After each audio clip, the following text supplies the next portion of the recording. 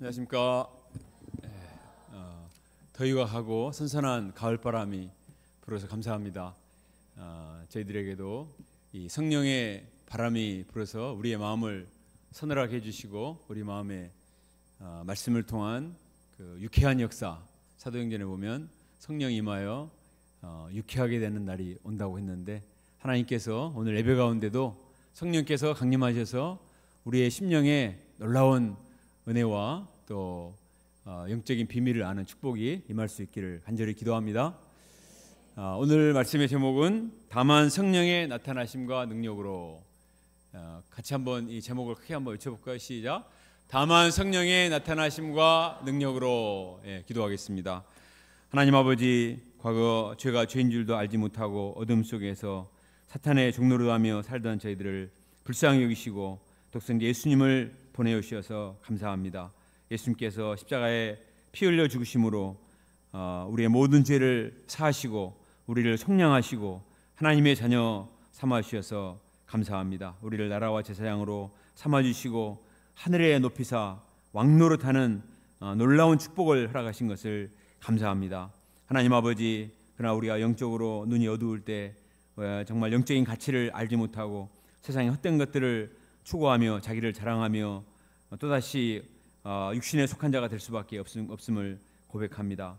이 시간 성령을 보내주셔서 하나님 아버지, 우리의 눈을 뜨게 하셔서 주의 뜻에 기이한 모습을 보게 하시고 영적인 하나님의 세계로 나아갈 수 있도록 도와주시기를 간절히 기도합니다.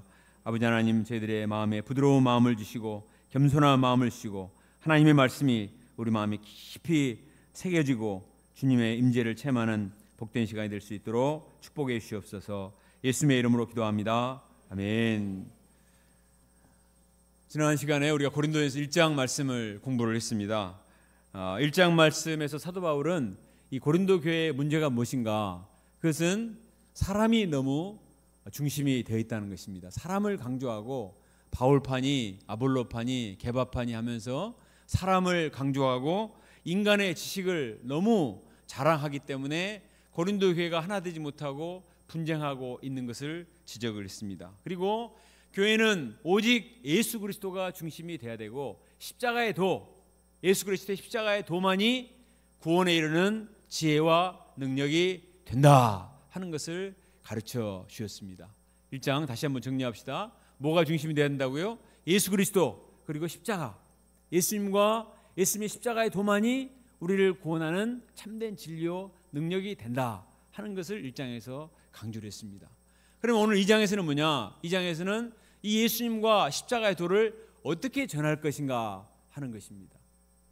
이제는 예수님이 중요하다는 거, 또 십자가의 도가 핵심이라는 것은 알았는데, 그러면 이 복음의 핵심을 어떻게 전달을 하고 전도를 할 것인가 하는 것입니다.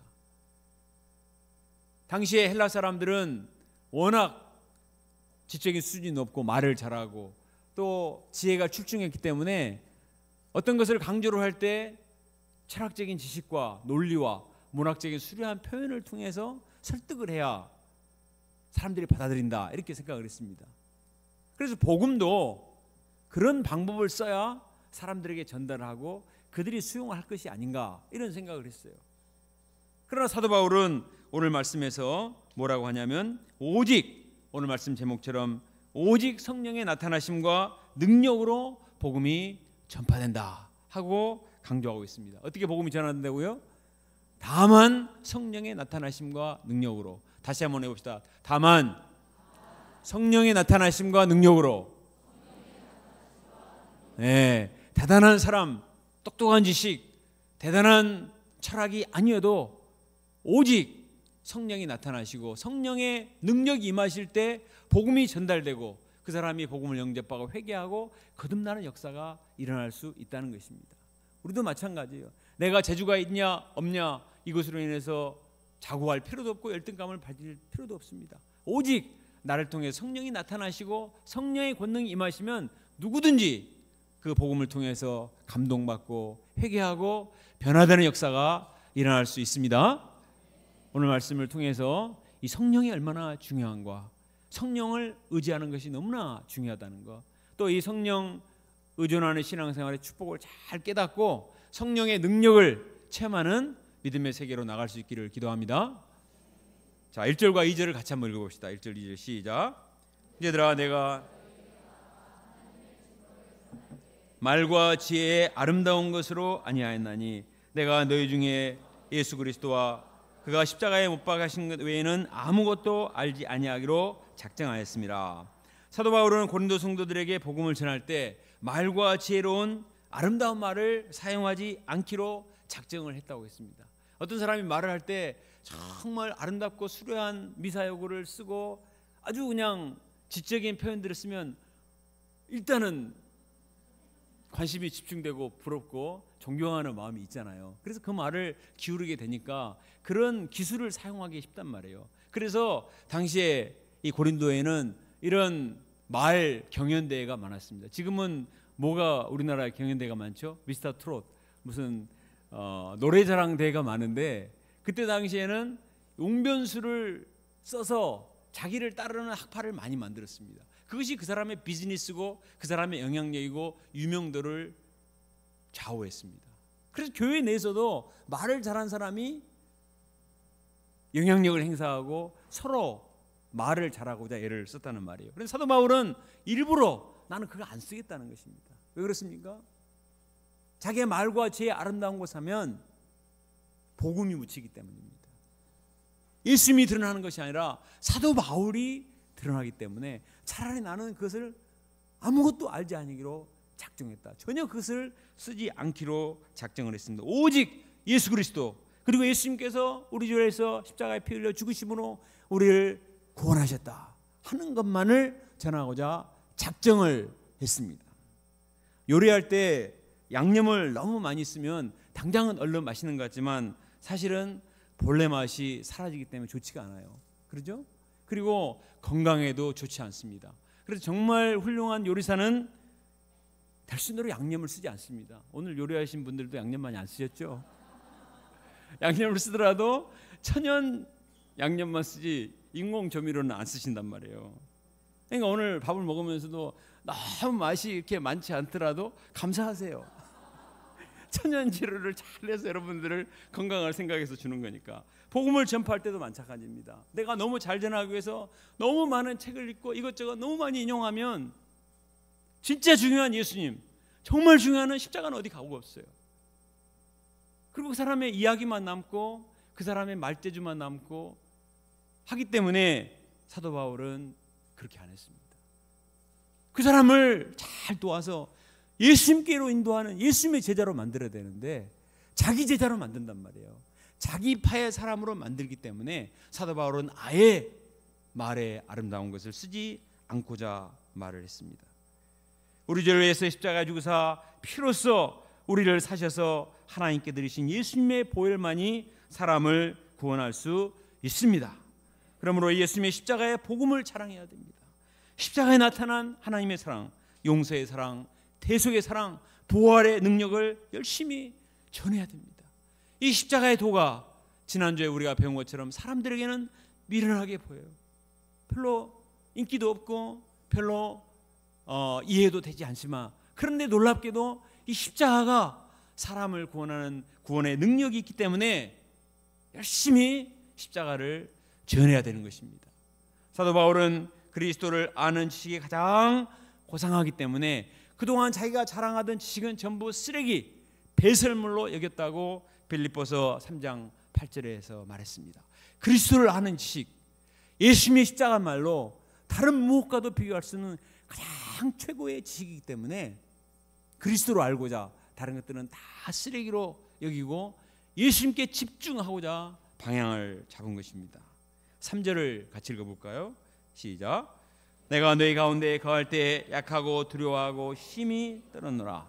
자, 여기서 바울이 두려워하고 힘이 떨었노라에 대한 내용에 대해서 학자들 간의 의견이 많아요. 어떤 분들은 바울이 그 고린도에 가니까 너무나 우상 신전들이 많고 음란하고 이 거대한 물질과 쾌락과 우상의 도시에 딱 가니까 얼마나 마음이 위축이 되겠습니까? 그래서 약하고 두렵고 떨었다, 이런 말도 일리가 있습니다. 그리고 사도행전 18장에 보면 실제로 하나님께서 바울에게 나타나셔서 두려워 말고 잠잠하지 말고 말하라. 너희와 함께하는 자가 많음이라 말씀을 하셨어요. 그러나 여기서 두려워하고 떨었다는 또 다른 의미는 바울이 복음 전파자로서 갖는 거룩한 두려움.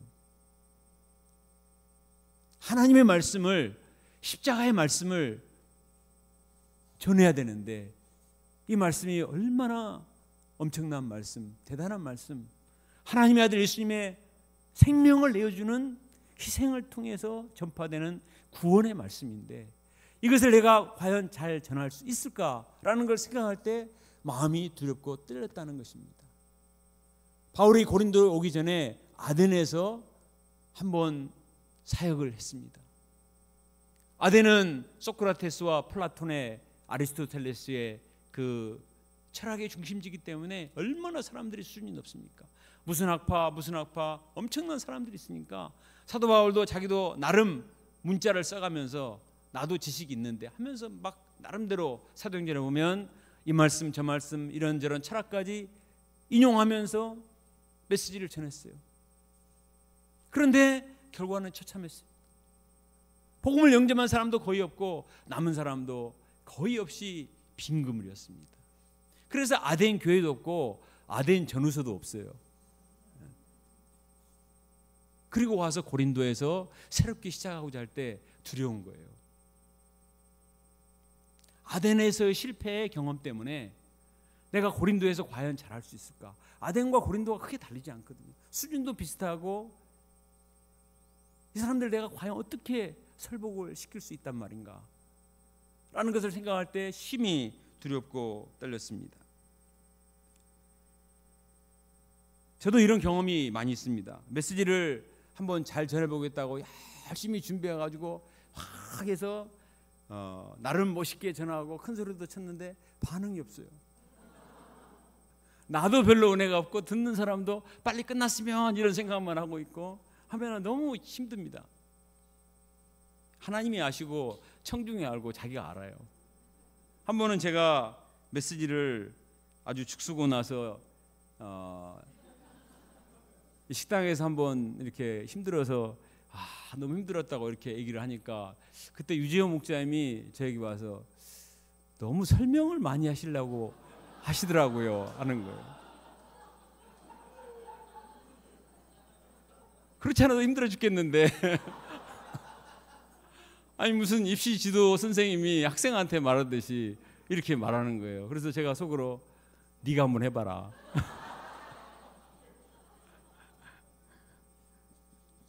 하나님의 말씀을 전한다는 건 두려운 일입니다. 그리고 그것은 필요한 거예요.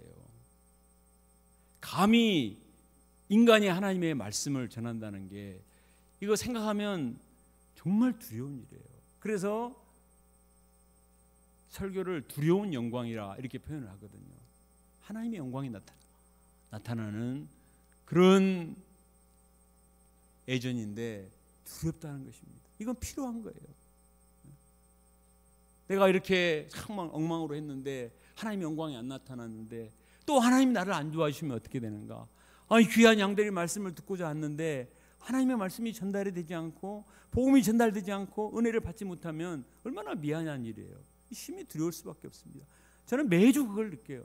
매주 그 두려움을 느낄 수밖에 없습니다. 그리고 어떤 의미에서 그것은 우리에게 필요한 자세인 것입니다.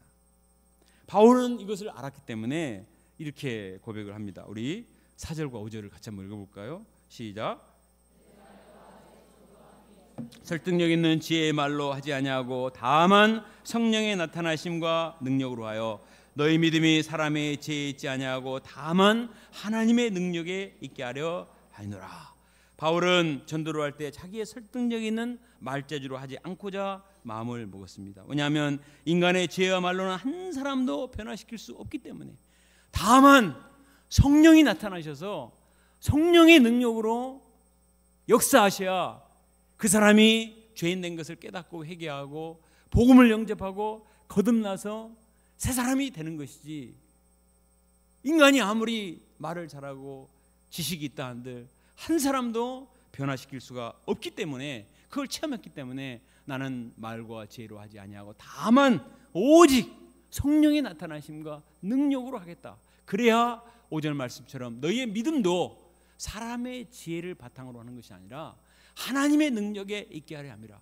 어떤 사람이 엄청난 멋있는 말을 했다고 합시다. 그때는 막 멋있어 노트에 막 써요. 그러나 오래 못 갑니다. 아무리 명언 중에 명언이라 할지라도 영원하지 못해요. 그런데 하나님의 말씀은 신기하죠. 하나님의 말씀은 능력이 있습니다. 힘이 있습니다. 권세가 있습니다. 심령골수를 찔러 쪼개는 거예요. 그래서 그 마음이 깊이 임해서 영원토록 반석과 같아서 그 말씀에 믿음의 집을 짓는 사람은 흔들리지 않습니다. 그래서 우리 양들을 도울 때도 말로써 설득하려고 너무 애를 쓰지 않아도 돼요. 내가 말을 잘 못해도 괜찮아요. 한마디 말씀 잘 읽어주고 확신 있게 기도해주면 그 사람의 믿음이 그 말씀 위에 세워지기 때문에 그 말씀을 전하고 가르칠 때 성령이 나타나십니다. 성령의 능력이 임하시는 거예요. 사도 바울을 생각해 봅시다. 사도 바울이 그렇게 핍박하던 사람인데 어떻게 변화됐습니까? 사도 바울에게 대단한 언변을 가진 사람이 나타나서 설교를 해준 것이 아닙니다. 그가 야생모처럼 핍박하며 날뛰고 있을 때 부활하신 예수님이 나타나셨습니다. 하나님이 나타나신 것이고 성령이 나타나신 거예요. 사울아 사울아 어찌하여 내가 나를 핍박하느냐. 나는 내가 핍박하는 예수라. 그 말씀만 하셨어요. 성령이 나타나셨습니다. 성령의 능력이 나타나셨습니다. 그때 바울은 꼬꾸라졌고 장님이 됐습니다. 육신의 눈은 멀었는데 영안이 열렸어요. 하나님의 세계, 영적인 세계를 보게 되었습니다. 내가 그토록 많은 율법을 공부하고 그렇게 많은 헬라 철학을 공부했건만 해결할 수 없는 구원의 문제가 이 예수님 안에 있구나. 내가 그렇게 미워하고 핍박했던 이 예수가 바로 하나님의 아들이요 구원자요 메시아구나 하는 사실을 깨닫게 되었습니다. 이것은 성령의 나타남과 성령의 능력으로 말미암은 것입니다. 바울은 이것을 체험했기 때문에 나도 성령의 나타나심과 능력으로 변화됐기 때문에 내가 많은 개척교사를 섬겨봤지만 말의 재주로는 한 사람도 설복시킬 수가 없다는 것을 알았습니다. 그런데 지금 고린도 교회의 문제가 뭐예요? 지식 자랑하고 있습니다. 사람 자랑하고 있습니다. 철학 자랑하고 있습니다. 그러니 예수님이 묻히고 복음이 묻히고 복음의 능력이 안 나타나는 거예요. 십자가의 능력이 안 나타나. 그러니 말만 많고 구원받고 변화되는 열매가 없습니다. 어떤 모임에 가보면 똑똑한 사람들이 정말 많은데 별로 은혜가 없어요. 그리고 별로 열매도 없습니다. 그런데 어디 가면은 대단한 사람들이 있는 것은 아닌 것 같은데 은혜가 있어요. 감동이 있고 변화가 있고 제자들이 섭니다. 그것은 그분들이 겸손하게 기도하고 예수님을 자랑하고 열심히 복음을 증거하고자 애를 쓰기 때문에 예수님이 드러나는 것입니다. 예수님을 통해서 사람들의 마음의 변화와 회개와 구원의 역사가 일어나요. 성령의 나타나심과 능력인 것입니다. 찰스 스펄전은 19세기에 유럽 사회를 흔든 엄청난 설교 황태자 이런 별명을 가졌죠. 그런데 이 스펄전의 회심 과정은 굉장히 의외입니다. 1850년 1월 어느 날 눈이 너무 많이 왔다고 그랬어요. 그래서 자기가 다니는 본교회까지 갈 수가 없어요. 그래서 집 앞에 있는 이 사람 원래 침례교회 신자인데 감리교회 그냥 갔습니다.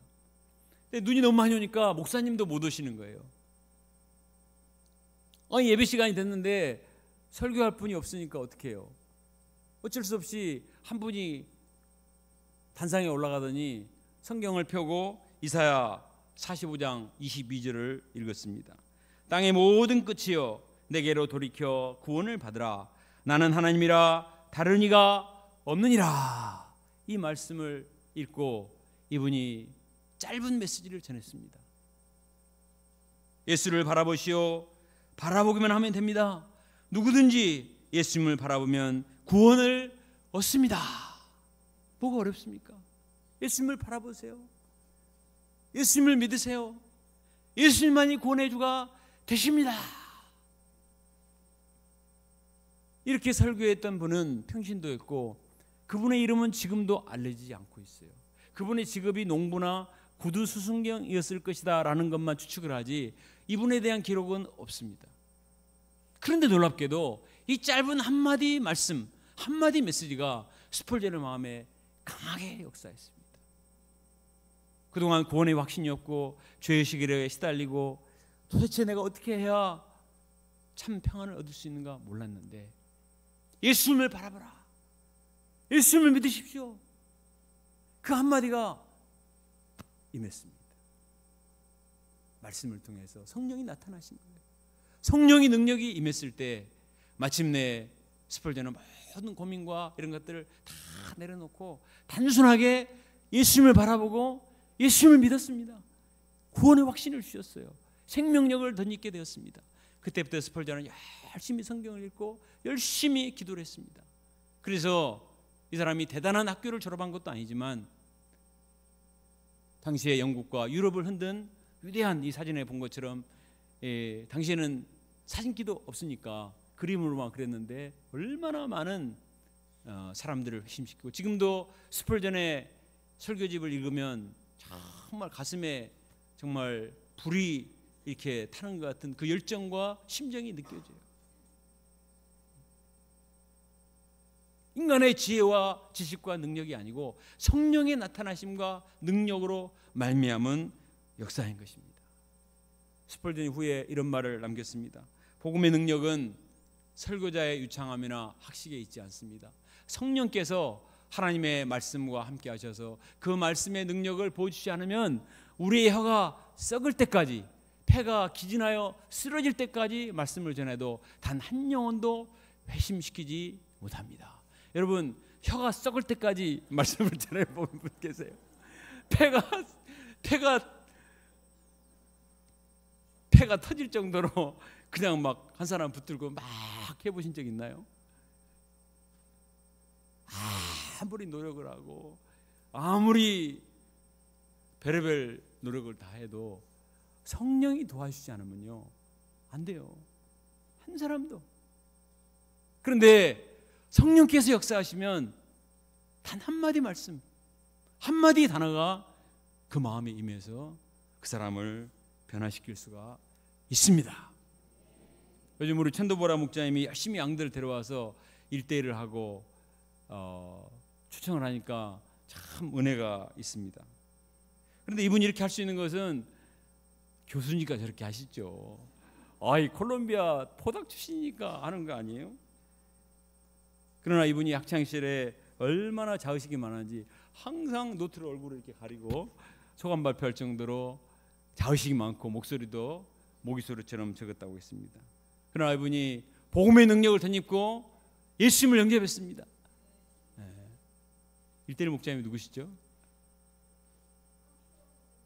와, 본인의 입으로 아주 대어를 낚으셨군요. 한프로의 목자님이 한 게 아니고 성령께서 한프로의 목자님의 입을 통해서 역사하신 거예요. 우리가 아무리 부족해도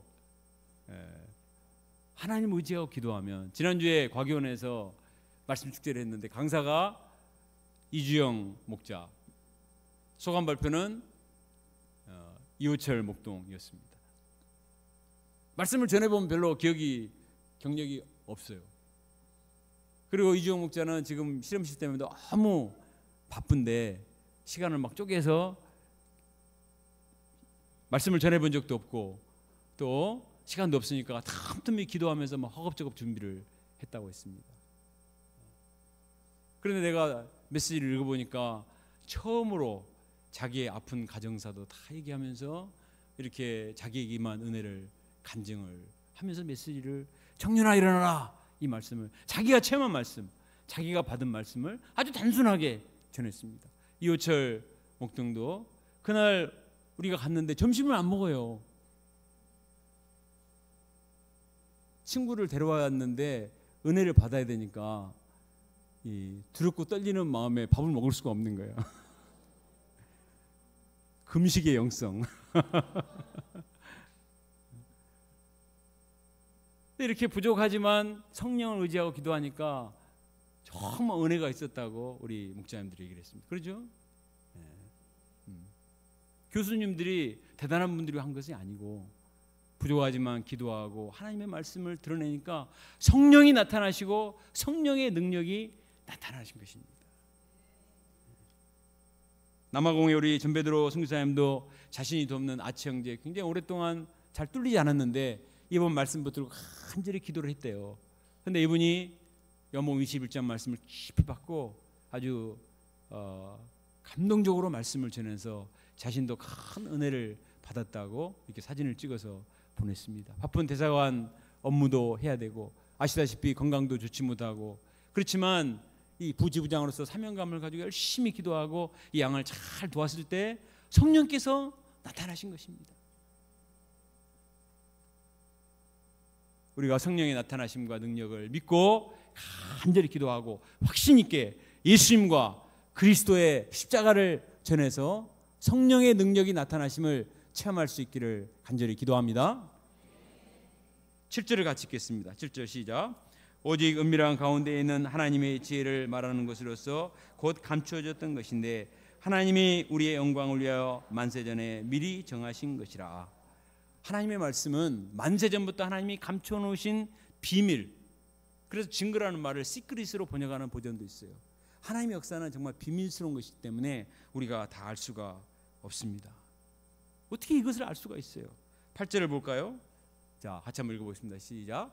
이 시에는 이 시대의 통치자들이 한 사람도 알지 못하였나니 만일 알았더라면 영광의 주를 십자가에 못 박지 아니하였으리라. 유대인들은 구약을 통달한 사람들이고 말씀을 많이 한다는 자부심을 가진 사람인데 하나님이 보내신 예수님을 십자가에 못 박아 죽였어요. 왜 그랬어요? 하나님이 감춰놓으신 구원의 비밀을 몰랐기 때문에. 그래서 베드로가 이들을 향해서 책망의 메시지를 전했습니다. 같이 한번 읽어볼까요? 사도행전 메시지 시작.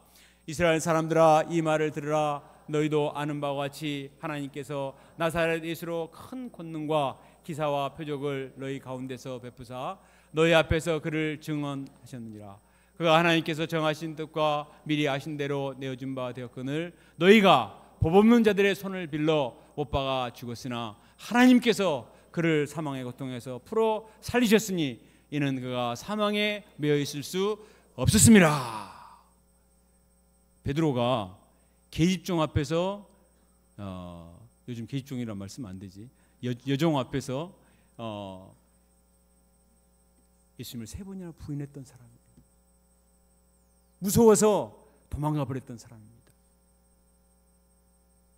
그런 베드로가 감히 수많은 사람들 앞에 놓고 이스라엘 사람들아 하나님의 아들 예수님을 보내셔서 구원의 역사를 이루셨는데 너희들이 법 없는 로마인들의 손을 빌려서 십자가에 못 박아 죽이는 큰 죄를 범했다.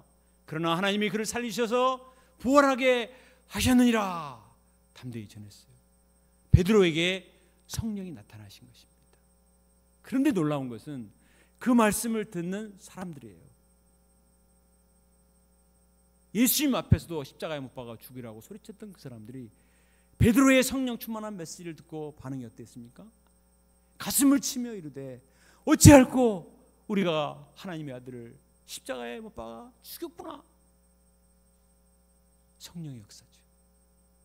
불과 며칠 전에 예수님을 십자가에 못 박아 죽으라고 그렇게 소리쳤던 그 사람들이 가슴을 치면서 자기들이 그렇게 무시했던 베드로의 설교를 듣고 회개를 한 것입니다. 성령의 역사죠. 이때 베드로가 뭐라고 말했습니까? 너희들이 회개하고 성령을 받으라. 그리하면 구원을 받으리라 말씀을 했어요. 그러자 그때 회개하고 세례를 받은 사람이 몇 명? 3,000명이었습니다. 와, 이게 베드로의 능력입니까? 성령이 나타나신 거예요. 성령의 능력인 것입니다. 오늘날에도 마찬가지예요. 우리는 부족하고 연약하지만 하나님의 구원의 비밀을 믿고 담대하게 증거하면 하나님께서 그 비밀을 나타내시고 하나님께서 각 사람의 마음에 놀라운 은혜 역사를 이루시리라 믿습니다. 10절을 같이 읽어보겠습니다. 10절 시작. 오직 하나님이 성령으로 이것을 우리에게 보이셨으니 성령은 모든 것 곧 하나님의 기쁜 것까지 통달하시느니라. 보세요. 이 하나님의 구원 계획의 비밀은 인간이 알 수가 없어요. 그럼 어떻게 하느냐? 오직 성령께서 통달하신다고 했습니다. 통달하십니다. 통달하신다는 말의 뜻은 샅샅이 살피다, 깊이 파고들어서 본다. 요즘 특검이 샅샅이 다 들여다본다 그러잖아요. 이전에 몰랐던 일을 밝혀냅니다. 그러나 특검도 밝히지 못한 것이 있을 거예요. 어떻게 다 압니까? 성령은 하나님의 구원 역사의 비밀, 인간의 마음속에 숨겨진 모든 것을 다 통달하십니다. 오늘 아침 일용하시기에 너무 귀한 말씀이 나오더라고요. 역대상 28장 9절에 보니까 여호와께서는 모든 마음을 한번 읽어볼까요? 거기 썼나요? 여호와께서는 모든 마음을 감찰하사 모든 의도를 아신다. 성령께서는 통달하신 단어와 감찰하신 단어가 같은 단어예요.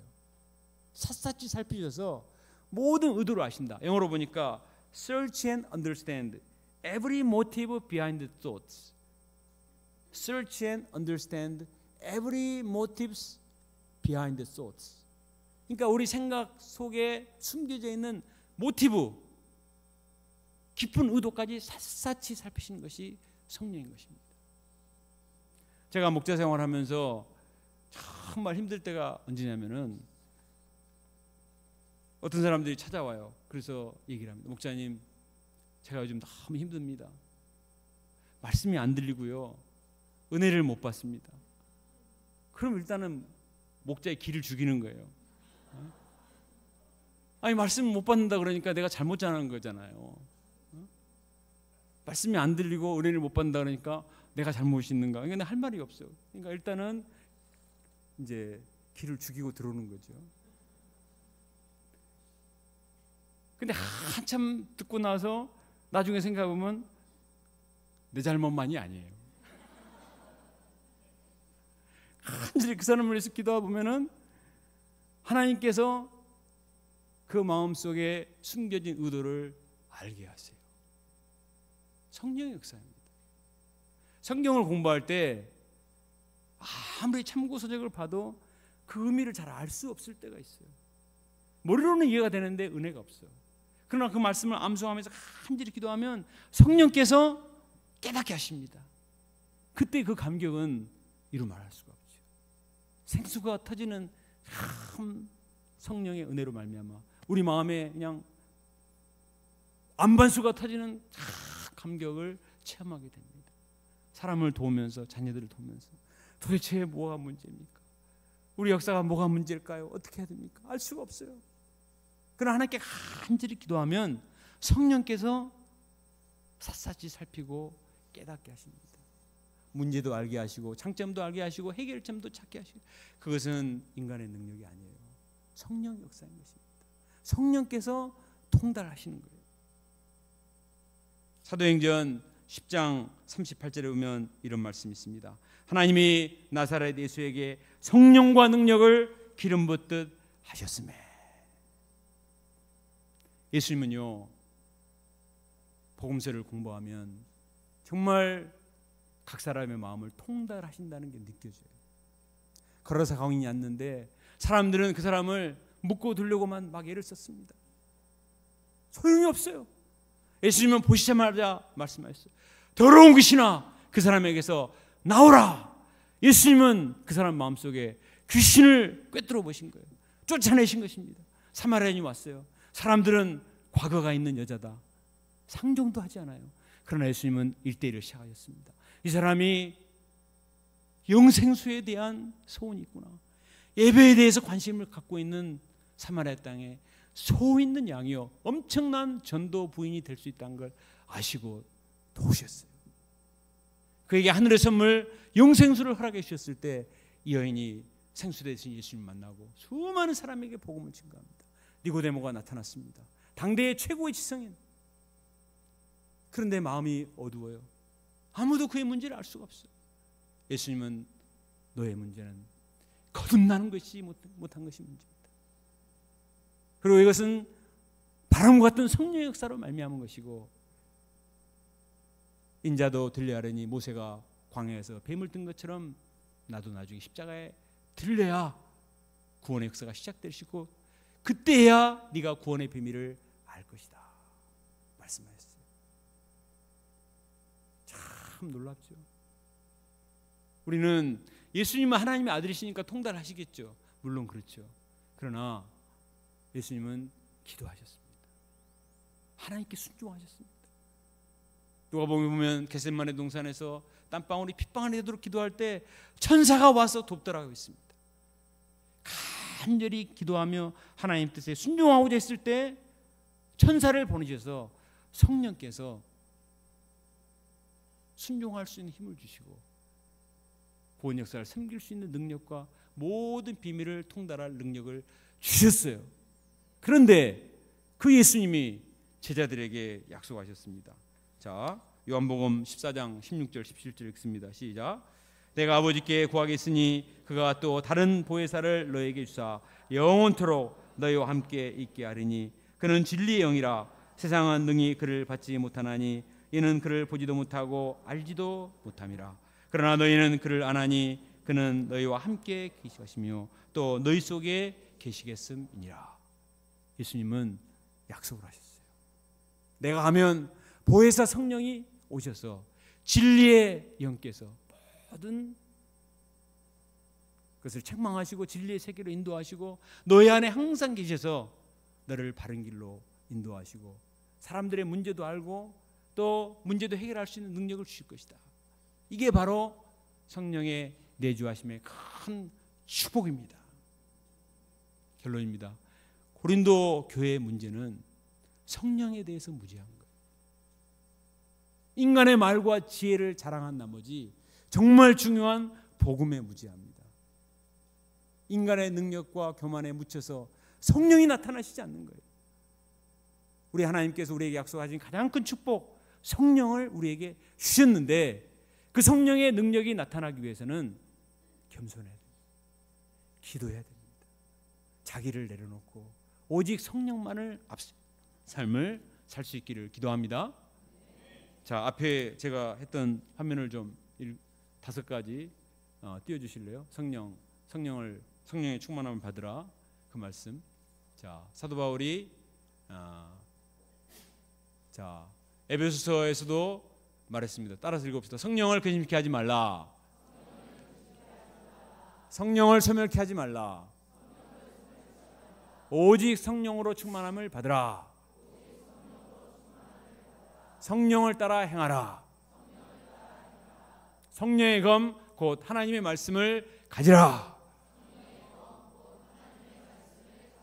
고린도 교회, 에베소 교회, 또 갈라디아 교회 모든 교회에게 부탁하는 말은 성령을 소멸시키지 말고 성령을 근심케 하지 말고 성령의 인도함을 받고 성령의 충만함을 덧입고 성령의 검 하나님의 말씀으로 싸우라.